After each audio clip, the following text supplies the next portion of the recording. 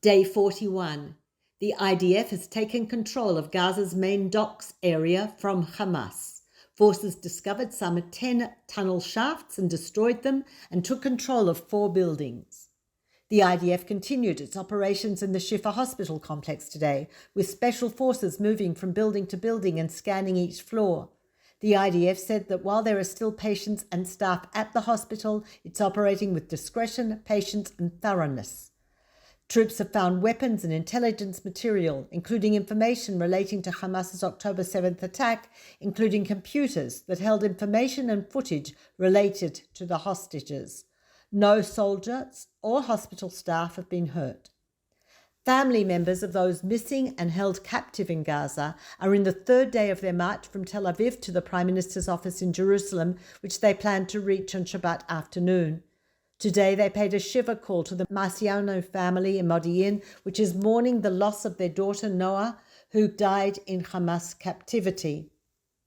Captain Shlomo Ben Nun, 22 years old from Modi'in, is the latest to fall in Gaza fighting, bringing the military death toll in the ground offensive to 51. 3 gunmen who opened fire at a checkpoint near Bethlehem were identified as Hamas operatives. All 3 were killed by Israeli forces at the scene. At least 7 wounded people at the scene were taken to hospital, including one who later died of his wounds. 22-year-old Amitzur Ben Yosef was put into administrative detention for 4 months on suspicion of posing a threat to either state security or public security. He's the second radical settler activist to be jailed since October 7th. Ariel Danino from the illegal outpost of Kumi Uri was put into administrative detention last month. There have been at least 244 incidents of settlers assaulting Palestinians or vandalizing their property since October 7th. The Judicial Selections Committee convened for the first time since April 2022. Justice Minister Yariv Levin had refused to bring the panel together since he took office. There are currently dozens of empty positions on courts around the country. Committee member MK Karin El-Hara of Yesh Atid, representing the opposition on the panel, said Israeli judges are collapsing under the case burden, and this is increasing the time it takes to conduct court hearings.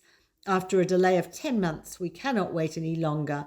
The dozens of empty positions on court benches must be filled. I'm hopeful that the Justice Minister will rise to the urgency of the hour and act in cooperation with all the committee members in order to appoint professionals and independent judges for all of Israel's citizens. So far, the committee is only dealing with procedural matters. There was a ceremony at Kibbutz Gezer today to honour Vivian Silva, a friend of this reporter, who was murdered on October the 7th at Be'eri. May her memory be a blessing. This is Peter Jones-Pellach reporting for NCJWA, Australia.